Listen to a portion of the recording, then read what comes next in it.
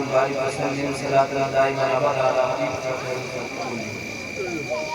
پھنس گئے دام میں جس وقت سے گلشن چھوڑا، نکھتے گل نہ ملی جب سے نشیمن چھوڑا، ہم کہیں گر رہے عزت باری کی قسم جب سے اللہ کے محبوب کا دامن چھوڑا۔ جب سر میں ہوائیں تار تھی سرسبز شجر امید کا تھا، جب سر کسیاں چلنے لگی اس پیڑ نے پھلنا چھوڑ دیا۔ اللہ کی راہیں ابھی کھلی ہیں، اللہ کی راہیں ابھی کھلی ہیں، آثار نشاست قائم ہیں، اللہ کے بندوں نے لیکن اس راہ میں چلنا چھوڑ دیا۔ درود پاک پڑھیے اللہم صلی علی سیدنا حبیبنا و شفیعنا کریمنا مولانا محمد بارک وسلم صلاۃ دائمہ ابدا علی حبیبک خیر الخلق کلہم۔ اسٹیج پہ جلوہ افروز علماء کرام اور میرے بھائیوں بزرگوں، سامعین حضرات، میری ماں بہنوں، نوجوان ساتھیوں اور مکتب کے تمام طلباء و طالبات،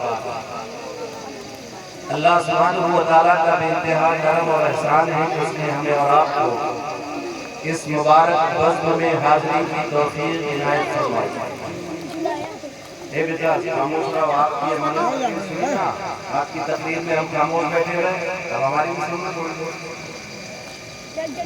اللہ کا شکر ہے کہ اللہ تعالیٰ نے ہمارے اس گاؤں میں اس مکتب کی برکت سے اتنے لوگوں کو اللہ اور اس کے رسول سرکار دو عالم صلی اللہ علیہ وسلم کے ذکر کی توفیق عطا فرمائی۔ یہ مکتب کا سالانہ جلسہ ہے، اس کے عنوان پر آپ حضرات یہاں جمع ہوئے ہیں۔ مکتب یا مدرسے کا جو جلسہ ہوتا ہے اس کے اصل مقرر یہ بچے ہوتے ہیں، یہ بچیاں ہوتی ہیں۔ ماشاءاللہ ایک ایک بچی نے پوری تقریر پیش کر دی، ایک ایک بچے نے پوری تقریر پیش کر دی، دین کا پورا خلاصہ، اسلام کا خلاصہ بچوں نے پیش کر دیا ہے۔ حضرت علی کرم اللہ وجہہ کا مقولہ ہے انظر الی ما قال ولا تنظر الی من قال، اس چیز کی طرف دیکھو کہ کیا کہی جا رہی ہے، اس شخص کی طرف مت دیکھو کہ کون کہہ رہا ہے۔ یہ مت دیکھیے کہ چھوٹے چھوٹے بچے کہہ رہے تھے، بات کس کی کہی جا رہی تھی؟ بات کی آقا کائنات، فخر موجودات، تاجدار حرم جناب محمد رسول اللہ صلی اللہ علیہ وسلم۔ میرے بھائیوں بزرگوں دوستوں، ہماری اور آپ کی زندگی کی شام کب ہو جائے کسی کو پتہ نہیں۔ ہم ایک مقصد کے تحت دنیا میں آئے ہیں، ہم نے اور آپ نے یہ مانا ہے، دل کی گہرائیوں سے اس بات کو تسلیم کیا ہے، ہماری مائیں بہنوں نے بھی تسلیم کیا ہے کہ ہمارا خالق، ہمارا مالک اللہ ہے، پوری سرشتی، پوری کائنات کا تنے تنہا بنانے والا اللہ ہے، اور پوری کائنات کا تنے تنہا چلانے والا اللہ ہے۔ نہ بنانے میں کسی کی شرکت ہے، نہ چلانے میں کسی کی شرکت۔ محمد رسول اللہ کے ذریعے سے ہم نے یہ اقرار کیا ہے کہ ہمارا دنیا میں جتنے بھی ہمارے طریقے ہیں ان تمام طریقوں میں ناکامی ہے، چاہے گاؤں کا طریقہ ہو، برادری کا طریقہ ہو، کسی کا بھی طریقہ ہو، ہمارے اور آپ کے طریقے ہمارے بنائے ہوئے ہیں، اس طریقے میں کامیابی ہے جس طریقے کو لے کر آقا کائنات، فخر موجودات، تاجدار حرم جناب محمد رسول اللہ صلی اللہ علیہ وسلم لے کر تشریف لائے۔ محمد رسول اللہ آپ آخری نبی ہیں، آپ کے بعد کوئی نبی آنے والا نہیں ہے، آخری نبی کی یہ آخری امت ہے۔ آپ صلی اللہ علیہ وسلم پر نبوت مکمل ہو گئی، آسمان نبوت پر جو ستارے طلوع ہو رہے تھے حضرت آدم علیہ السلام سے لے کر کے آسمان نبوت پر جتنے نبوت کے ستارے 1.25 لاکھ ستارے طلوع ہوتے رہے اور جاتے رہے، لیکن آخر میں آفتاب نبوت کی حیثیت سے آقا کائنات حضرت محمد صلی اللہ علیہ وسلم کو دنیا میں مبعوث کیا گیا۔ جب آفتاب دنیا کے اندر رونما ہوتا ہے، جب سورج نکلتا ہے تو پھر ستاروں کے چمکنے کی ضرورت نہیں ہوتی ہے، ستاروں کی روشنی یقیناً رہبری کرتی ہے، لیکن آفتاب کے نکلنے کے بعد ان کی ہدایات کی ضرورت نہیں رہتی۔ بالکل یہی مثال ہے ہمارے آقا جناب محمد رسول اللہ صلی اللہ علیہ وسلم کی کہ آپ آفتاب نبوت ہے۔ خورشید یہ دین احمد کا عالم کے افق پر چمکے گا، خورشید یہ دین احمد کا عالم کے افق پر چمکے گا۔ یہ نور ہمیشہ چمکا ہے، یہ نور برابر چمکے گا۔ اسی نور ہدایت کو ماننے کا نام اسلام ہے۔ ہم نے اسی نور ہدایت کی روشنی کو تسلیم کیا ہے کہ حضور کی روشنی کے اشارے پر ہم دنیا میں زندگی گزاریں گے۔ ہماری نماز حضور کی روشنی میں، ہمارے معاملات حضور کی روشنی میں، ہماری عبادت حضور کی روشنی میں، ہمارا رہن سہن حضور کی روشنی میں، ہمارے معاملات حضور کی روشنی میں۔ اسی کا نام محمد الرسول اللہ صلی اللہ علیہ وسلم ہے۔ لا الہ الا اللہ محمد رسول اللہ، یہ ایمان کا پہلا کلمہ ہے۔ ہم نے مکی نے بتایا کہ 5 شعبے پر پورا اسلام تقسیم ہے، ایمانیات پر، عبادات پر اور معاشرت، معاملات، اخلاقیات۔ یہ 5 چیزیں جو ہیں ایمانیات میں تو یہ چیزیں آتی ہیں۔ بچی نے بتایا، بچی کی زبان سے آپ نے سنا، اسی کی تشریح کر رہا ہوں کہ ہمارا ایمانیات میں یہ کہ اللہ کے سوا کوئی عبادت کے لائق نہیں، اور حضرت محمد صلی اللہ علیہ وسلم رسول ہیں اور آخری رسول ہیں۔ رسول کے ساتھ آخری رسول ماننا ضروری ہے۔ آپ کے بعد کوئی نبی آنے والا نہیں ہے۔ قرآن نے اس کو بھی بیان کر دیا، ما کان محمد ابا احد من رجالکم ولکن رسول اللہ وخاتم النبیین۔ ما کان محمد ابا احد من رجالکم، میرے آقا حضرت محمد صلی اللہ علیہ وسلم تم میں سے کسی کے باپ کی نسبت صرف نہیں رکھتے، ولیکن رسول اللہ وخاتم النبیین، لیکن وہ اللہ کے رسول ہے اور خاتم النبیین ہے۔ آپ کے بعد کوئی نبی آنے والا نہیں ہے۔ آپ کے بعد ختم نبوت کے صدقے میں اللہ نے امت محمدیہ صلی اللہ علیہ وسلم کو خیر امت کا لقب عنایت فرمایا۔ یہ ایمانیات۔ پھر جو حضور نے ایمان کی چیزیں بتائی ہیں، اس کی کتابوں پر، اس کے رسولوں پر، آخرت کے دن پر، قیامت کے دن پر، مرنے کے بعد آنے والی زندگی پر، ان تمام چیزوں پر ہمارا یقین ہے، وشواس ہے، تو ہمارا ایمانیات مکمل۔ یہ 5 چیزیں ایک دوسرے کی شرط کے درجے میں ہیں، یعنی ایک دوسرے کے سبب کے درجے میں ہیں۔ اگر ایمانیات صحیح ہے تو پھر عبادات ایٹومیٹک صحیح ہو جائیں گے۔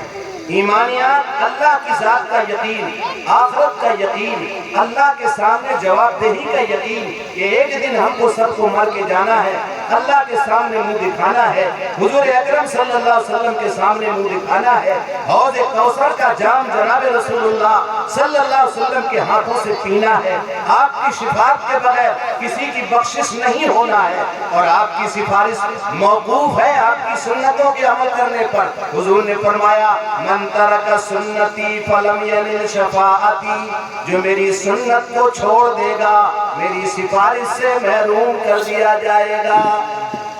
کیوں بھئی، ہمارے علاوہ کوئی سہارا؟ ابھی بچے نے سنا، ہمارا کوئی نہیں ہے، سہارا صرف یا رسول اللہ، اے اللہ کے حبیب سرکار مدینہ، آپ ہی ہمارے سہارا۔ حضور اکرم صلی اللہ علیہ وسلم، یہ شفاعت کبریٰ کی طرف اشارہ تھا کہ وہاں ہر نبی نفسی نفسی پکارے گا۔ آقا کائنات صلی اللہ علیہ وسلم وہ شخصیت ہے جن کی سفارش کی اجازت ملے گی، اور اللہ سبحانہ و تعالیٰ کے سامنے آپ سجدے میں گر جائیں گے۔ حضور اکرم صلی اللہ علیہ وسلم سر نہیں اٹھائیں گے، پیارے آقا صلی اللہ علیہ وسلم کو اللہ کی طرف سے اعلان ہوگا، ارے میرے محبوب آپ سر تو اٹھائیے، ارفع رأسک، ارفع رأسک، آپ سر اٹھائیے، آپ مانگیے، آپ کو دیا جائے گا۔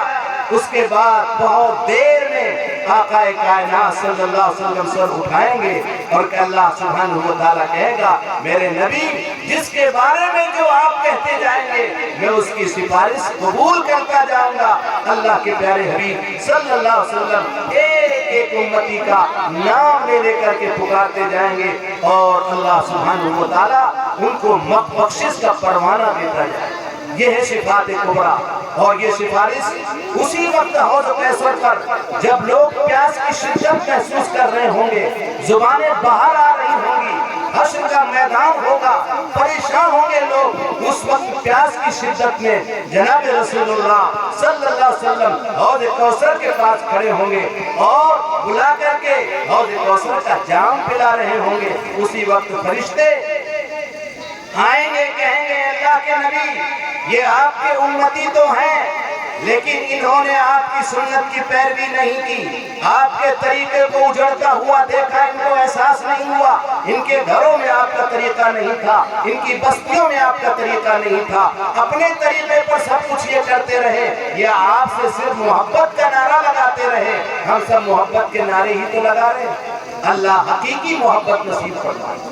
اللہ کے نبی حضرت محمد صلی اللہ علیہ وسلم کو فرشتے کہیں گے یا رسول اللہ ان کو دور کیجئے۔ حدیث میں آتا ہے کہ اللہ کے نبی کہیں گے سوکن دور ہو جاؤ، تم نے میرے نبی کے میرے طریقے کو تم نے چھوڑا، آج حوض کوثر سے تمہیں محروم کیا جائے۔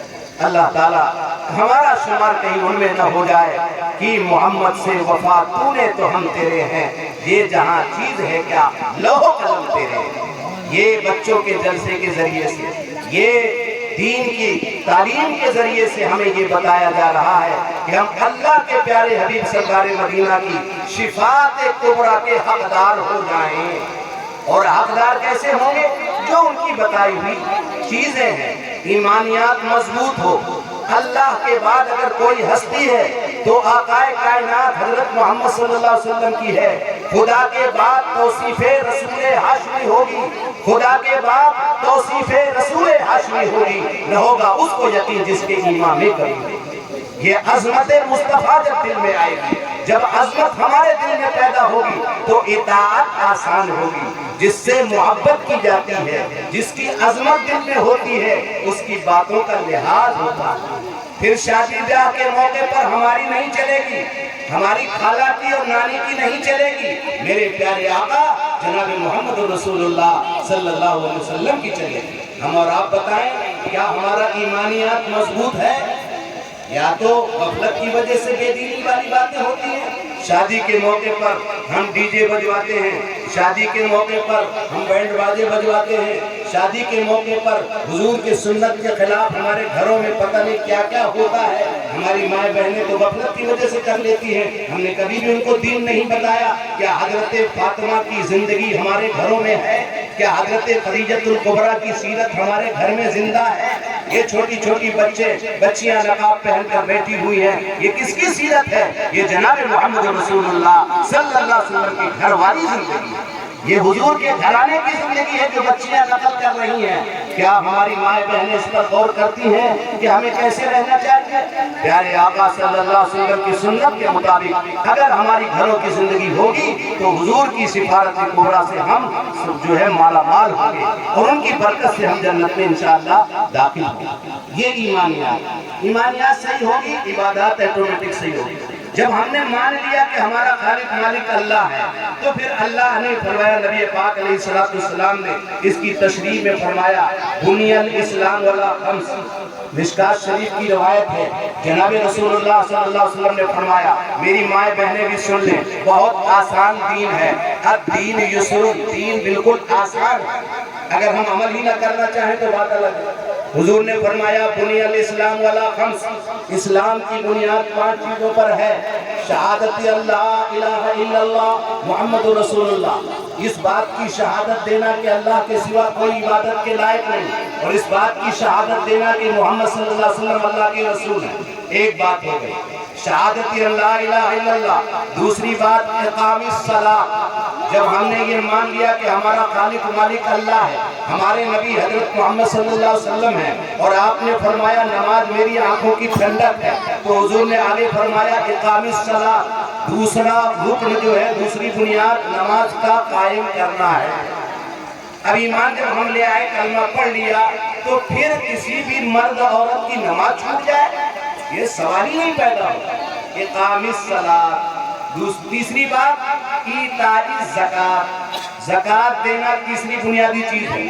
تیسری بنیاد زکوٰۃ دینا۔ زکوٰۃ سب پر فرض نہیں ہے، 52.5 तोला चांदी या 7.5 तोला सोना। जिन हमारी माँ बहनों के पास जेवर का शौक तो बहुत रहता है, लेकिन शौक के साथ खौफ भी हो कि हमारा ये जेवर जो 10 तोला 5 तोला बनवा के हमने रखा है, उसका हिसाब लगाकर 2.5% 1 लाख के जेवर में 2,500 रुपए गरीब बहनों पर, गरीब भाइयों पर, मदरसों पर, यतीमों पर, गरीबों पर खर्च करना जरूरी है। जो मुस्तहिक हो, गरीब अपना रिश्तेदार भी हो, उसको भी दे सकते हैं, हदिया कह के भी दे सकते हैं। उसके पास कुछ भी नहीं है, खेत भी खलियान कुछ भी नहीं है। कितने गरीब रिश्तेदार हैं जिनकी ईद के दिन बेचारों के पास कपड़े पहनने के नहीं होते, तो हम नए नए कपड़े पहनते हैं और हमारे गरीब रिश्तेदार बेचारे फटे पुराने कपड़ों में ईद करते हैं। ऐसे बहन बेटी भाइयों के लिए हमारे अंदर 2.5% निकालना वाजिब करार दिया है। ये इकामिस सलात व इताई ज़कात व सौम रमज़ान, चौथी बुनियाद है रमज़ान के रोजे। चौथी चीज क्या है? रमज़ान के रोजे। ये भी हमेशा नहीं है, सिर्फ रमज़ान आएगा 1 महीने के लिए रोजे फर्ज हैं। इसमें हर मुसलमान बालिग मर्द औरत पर रोजे रखना फर्ज है। अब हमारा हाल तो ये है कि रोजा रखना फर्ज तो बहुत दूर की बात है, हम रोजे का एहतराम तक नहीं कर पाते। रोजे की हालत में पान सुपारी खाए थूकते फिरते हैं चारों तरफ। बिल्कुल इस्लामी हुकूमत में तो रोजेदार के सामने अगर रमजान के महीने में कोई पान खाए हुए मिल जाए उसको जेल में डाल देंगे, लेकिन हमारे यहाँ तो कोई पाबंदी है नहीं। हम अल्लाह और उसके रसूल के डर से ही उसका एहतराम कर सकते हैं। कोई कुव्वते निफास तो हमारे पास नहीं है कि आपको हम डंडा लेके दौड़ाएंगे, कोई भी नहीं कर सकता। ये अल्लाह और उसके रसूल का डंडा ही हमें उससे रोक सकता। और याद रखें, ये बहुत बड़ी चीज है। अगर ईमान पक्का है कि CCTV कैमरे लगे होते, CC कैमरे, तो आदमी कितना चौकन्ना होकर के बैठता है। ऐसे माहौल में अगर हम चौकन्ना होकर के क्यों रहते हैं? CC कैमरे में दिख रहा, क्योंकि उसका एहसास होता है कि मुझे कोई देख रहा है। मेरे भाइयों बुजुर्गों दोस्तों, जब अल्लाह की जात के साथ ताल्लुक होगा कि मेरा अल्लाह खबीर है, मेरा अल्लाह बसीर है, मेरा अल्लाह मुझे देख रहा है, वो रात की अंधेरी में तारीक चीजों को भी देख रहा है। मेरा अल्लाह इस तरह दूर भी है, इस तरह करीब से देख रहा है, जिस तरह हुजूर अकरम सल्लल्लाहु अलैहि वसल्लम ने अल्लाह की बसारत को, अल्लाह के देखने की कैफियत को तेरे आका ने बयान फरमाया कि काला पहाड़ हो, काली चींटी हो, उसके चलने की आवाज को वो सुनता है और उस छोटी सी चींटी को वो देखता है।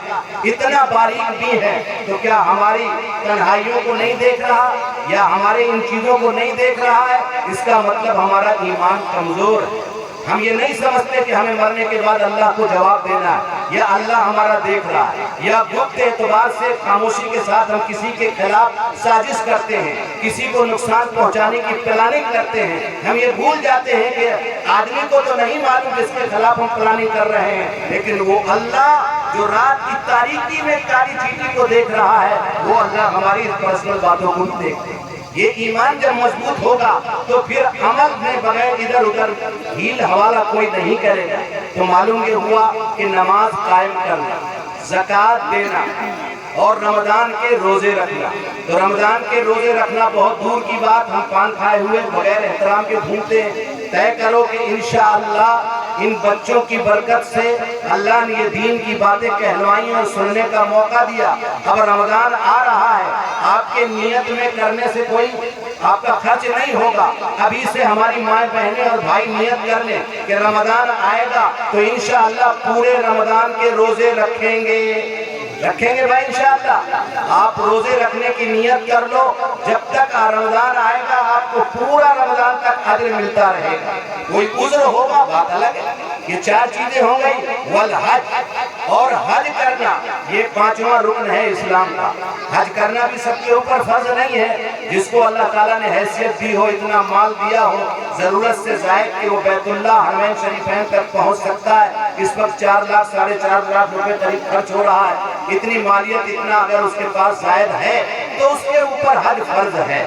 फिर उसके लिए नहीं कि पोते की शादी कर लूँ, इसकी शादी कर लूँ, उसके बाद हज करने जाऊंगा। अगर इतना माल आपने जमा कर लिया है तो आप पर हज फर्ज है। हुजूर अकरम सल्लल्लाहु अलैहि वसल्लम ने फरमाया, जो मन अरादल हज फल युअज्जिल, जो हज का इरादा करे यानी उस पर हज वाजिब फर्ज हो जाए, उसे चाहिए कि जल्दी करे। ایک روایت میں حضور نے فرمایا جو طاقت اور استطاعت رکھنے کے باوجود میرے گھر کی یعنی بیت اللہ کی زیارت نہ کرے، حج نہ کرے، فَلْيَمُتْ يَهُودِيًّا وَلَا نَصْرَانِيًّا، مجھے کوئی مطلب نہیں اس سے، چاہے وہ یہودی ہو کر مرے اور چاہے نصرانی ہو کر مرے۔ یہ حضور نے میرے بھائیوں، یہ اللہ کے نبی صلی اللہ علیہ وسلم نے یہ فرمایا کہ تم چاہے یہودی ہو کے مرو چاہے نصرانی ہو کے مرو، میری مجھ سے کوئی تعلق نہیں۔ جب حضور کہتے ہیں مجھ سے کوئی تعلق نہیں، پھر اس کی سفارش کیسے ہو سکتی؟ اس لیے جو حج جن پر فرض ہے ان کو چاہیے کہ وہ حج کریں، گن گن کر کے پیسے رکھنے کی عادت کو چھوڑ دیں، حج کریں گے۔ اللہ کے نبی نے فرمایا حاجی کبھی فقیر نہیں ہوگا، حاجی کبھی فقیر نہیں ہوتا۔ جو حرمین شریفین کی زیارت کرتا ہے، چاہے عمرے کی نیت سے جائے، عمرہ کرنے والا، حج کرنے والا، کبھی فقر اس کے پاس نہیں آتا، اللہ اسے دنیا میں ایماندار کر دیتا۔ اس لیے پیسوں کو جمع کے رکھنے کی ضرورت نہیں ہے۔ پیسے دیہاتوں میں بھی پیسے رہتے ہیں لیکن وہ دبائے رہتے ہیں، 4.5 لاکھ، ارے یہی سب چاہے کئی زیارتیں کر لیں گے، یہاں فلاں جگہ چلے جائیں گے، ڈھیکا جگہ، بھائی دنیا میں چلے جاؤ، لیکن حج کا ایک خاص مقام ہے۔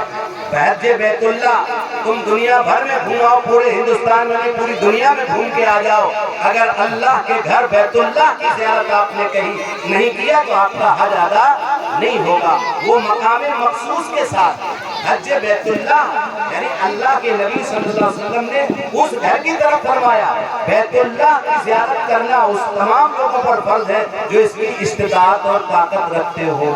تو 5 چیزیں بیان فرمائیں، بنیاد الاسلام ولا خمس، شہادت اللہ الہ الا اللہ، و اقام الصلاۃ، و ایتاء الزکوٰۃ، و صوم رمضان والحج۔ کتنا آسان ہے، ہماری ماں بہنوں کے لیے تو بہت آسان ہے۔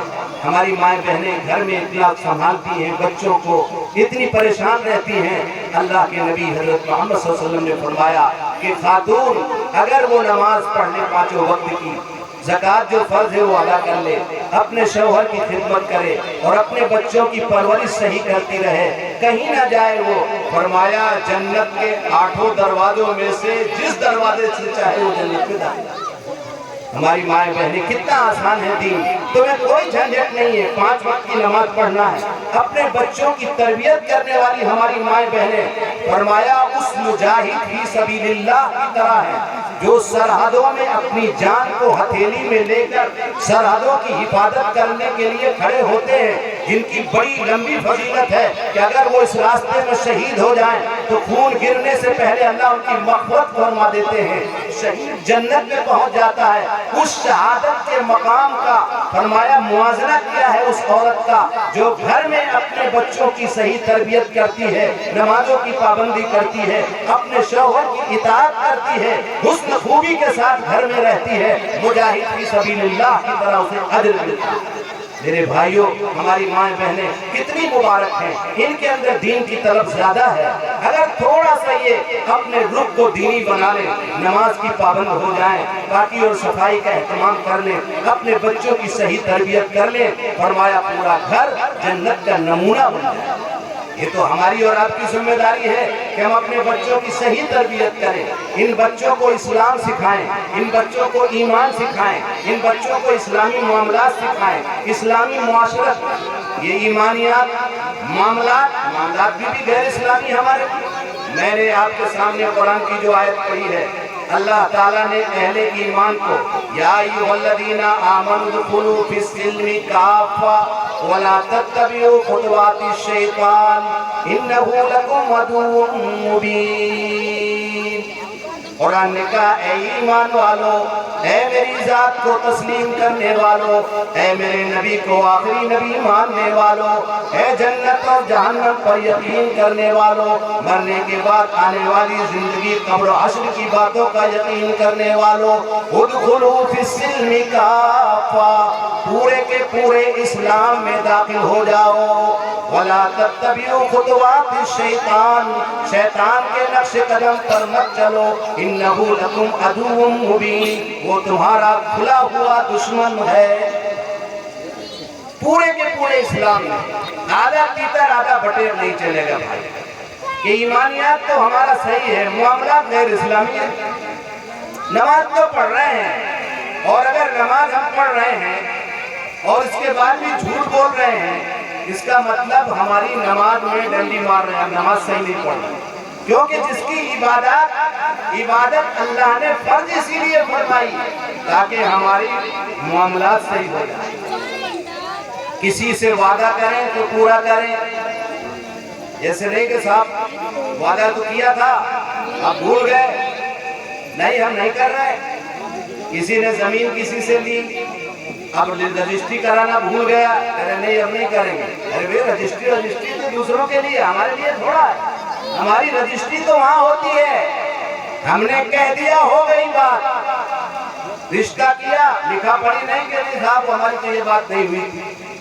یہ سارے معاملات ہیں، بچی نے بتایا نا اسلام کے 5 شعبے ہیں، صرف ایمانیات کے بعد مطلب ایمانیات کچا ہے تبھی ہماری عبادات کچی ہے، عبادات کچا ہے اس لیے ہمارے معاملات خراب ہیں، جھوٹ اور سچ کا سہارا لیتے ہیں، جھوٹ بولتے ہیں۔ حضور نے فرمایا المؤمن لا یکذب، مومن جھوٹ نہیں بولتا۔ ہم دن بھر جھوٹ بولتے ہیں، ہماری مائیں بہنیں بھی جھوٹ بولتی ہیں، لوگ بھی جھوٹ بولتے ہیں، ماں بہنوں سے شوہر جھوٹ بولتا ہے، بیوی جھوٹ بولتی ہے، جھوٹ نہیں بولنا سچ۔ حضور نے فرمایا الصدق ینجی والکذب یہلک، سچائی نجات دلاتی ہے، جھوٹ ہلاک کرتا ہے۔ تو یہ اپنے معاشرے کو جھوٹ سے پاک کرنا ہے۔ یہ بچپن سے جب ان کی تعلیم و تربیت ہوگی، یہ چھوٹے چھوٹے بچوں کو جھوٹ سے نفرت سکھائی جائے گی تو یہ بڑے ہو کر کے جھوٹ سے نفرت کرنے والے بنیں گے۔ ابھی تو ہمارا معاشرہ ایسا ہے کہ ہم گھروں میں اپنے بچوں کو یہ سکھاتے ہیں، کوئی آیا ملنے والا تو بچوں سے کہتے جاؤ کہہ دو ابا گھر میں نہیں ہے، اور کبھی کبھی پوت کھل جاتی ہے، وہ لڑکا بولتا ہے کہ ابا کہہ رہے ہیں کہ کہہ دو گھر میں نہیں ہے، یہ جھوٹ سکھا رہے ہیں۔ اس لیے میرے بھائیوں بزرگوں دوستوں، یہ چھوٹی چھوٹی چیزیں ہیں، بچوں کی تربیت میں بڑا اثر ہوتا ہے۔ ہماری مائیں بہنیں اگر نماز کی پابند ہوں گی اور جھوٹ نہیں بولیں گی، میاں بیوی کی لڑائیاں بہت بچوں کے مستقبل کو خراب کرتی ہیں۔ ہمارے گھروں میں میاں بیوی شوہر لڑتے ہیں، آپس میں ایک دوسرے کو گالی گلوچ کرتے ہیں، ہماری بچیاں رہتی ہیں، ہمارے بچے رہتے ہیں۔ آپ چاہتے ہیں کہ ہمارے گھر میں حسن بصری پیدا ہو جائے، آپ چاہتے ہیں کہ ہمارے گھر میں رابعہ بصریہ پیدا ہو جائے، اور تم سڑک چھاپ گالیاں بکتے ہو آپس میں، میاں بیوی بیٹھ کر بچیاں سنتی ہیں، بچے سنتے ہیں، غلط اثر پڑتا ہے۔ اسی کو حضور اکرم صلی اللہ علیہ وسلم فرمایا کل مولود یولد علی الفطرہ وابواہ یہودانہ او یمجسانہ او ینصرانہ، کہ تم میں سے ہر شخص، ہر بچہ فطرت اسلام پر پیدا ہوتا ہے، اس کے والدین چاہے ان کو یہودی بنا دے، چاہے نصرانی بنا دے، چاہے مجوسی بنا دے۔ دوسرے الفاظ میں یوں کہہ دو کہ ہر بچہ سچا پیدا ہوتا ہے، اس کے ماں باپ چاہے اس کو جھوٹا بنا دے، چاہے اس کو چور بنا دے۔ ایک بچہ کھیت سے بیروے اکھاڑ کے لایا بدل سے، بیروا بولتے ہیں نا اس کو، چنا یا کچھ بھی اکھاڑ کے لایا، بڑھیا ہوگا کھا رہے ہیں، ارے ہمارا لڑکا بہت ہوشیار ہے، پتہ بھی نہیں چلے گا، اس کو تھوڑا تھوڑا اکھاڑتا ہے چاروں طرف سے، وہ مالک کو پتہ ہی نہیں چلتا ہے، ہاں بیٹا بہت ہوشیار ہو، یہ ہم چوری سکھا رہے ہیں اس کو۔ اور اگر اسی وقت ڈانٹ دیں خبردار تم نے ایک دانہ اگر اس طرح لائی ہے، حرام ہمارے پیٹ میں جائے گا، اس سے تمہاری پرورش ہوگی، ہماری عبادتیں قبول نہیں ہوں گی، وہ بچہ اسی دن اس چیز سے رک جائے گا۔ اسی لیے فرمایا بچہ تو سادہ تختی ہے، یہ سادی تختی ہے، چھوٹے چھوٹے بچے، اس لیے مکتبوں کو مضبوط کرنے کو کہا جاتا ہے کہ ہر گاؤں میں اپنے مکتب کو مضبوط کرو۔ اگر رسول اللہ صلی اللہ علیہ وسلم کی محبت سیکھنا ہے تو مکتب کو مضبوط کرو، رسول اللہ صلی اللہ علیہ وسلم کی سنتوں پر زندگی گزارنا ہے تو اپنے مکتب کو مضبوط کرو، کیونکہ والدین کی زندگی میں آج دین نہیں ہے۔ یہ ذمہ داری تو ہر ماں باپ کی تھی کہ اپنی گود میں بیٹھا کر اپنے پاس رکھ کر ان بچے اور بچیوں کی صحیح پرورش کرتے، لیکن ہمارے حافظ صاحب کر رہے ہیں بیچارے، معلم صاحب کر رہے ہیں، تو کم سے کم ان کا ساتھ دے۔ پورا گاؤں کتنے بچے آتے ہیں، اس میں تو کتنے مکتب قائم ہو جائیں، کیا دین کی ضرورت ہماری بنیادی ضرورت نہیں ہے؟ انجینئر بنانا ہم ضروری سمجھتے ہیں، ڈاکٹر بنانا ضروری سمجھتے ہیں، آپ خوب بنائیے۔ یہ دنیا کی دوڑ بھاگ میں، یہ دنیا اللہ نے پیدا کی ہے، اللہ ہی نے ہمارے لیے بنائی ہے، اس کے خزانوں سے فائدہ اٹھانا کوئی بری بات نہیں ہے۔ انجینئر بناؤ، ڈاکٹر بناؤ، لیکن اس کے ساتھ ساتھ مسلمان بھی بناؤ، ایمان والا بھی بناؤ۔ تم شوق سے کالج میں پڑھو، اکبر الہ آبادی نے کہا ہے، تم شوق سے کالج میں پڑھو، پارک میں گھومو، جائز ہے غباروں پہ اڑو، چرخ پہ جھولو، پر ایک سخن بندے عاجز کی رہے یاد، اللہ کو اور اپنی حقیقت کو نہ بھولو۔ اس لیے یہ بچپن میں جو بچے ہیں یہ نقش الحجر جیسے پتھر میں لکھ دیا جاتا ہے وہ مٹتا نہیں ہے۔ بچپن میں ان بچوں کے نقوش، معاملات اور معاشرات اور عبادات، یہ ساری چیزیں حضور کی حدیثوں کے مطابق ان کی زندگی انہوں نے سیکھ لی۔ اب یہ کالج میں بھی جائیں گی بچیاں، کالج میں بچے جائیں گے تو اپنے مذہب کو نہیں بھولیں گے۔ رسول اللہ صلی اللہ علیہ وسلم کی محبت، پہلی محبت ان کے دل میں جو بیٹھ چکی ہے کہ سارے جہان سے زیادہ خوبصورت میرے آقا جناب محمد رسول اللہ صلی اللہ علیہ وسلم ہے۔ اگر خوبصورتی کی وجہ سے محبت کرنا ہے تو میرے آقا سے بڑھ کر کے کوئی خوبصورت نہ پیدا ہوا ہے نہ پیدا ہوا۔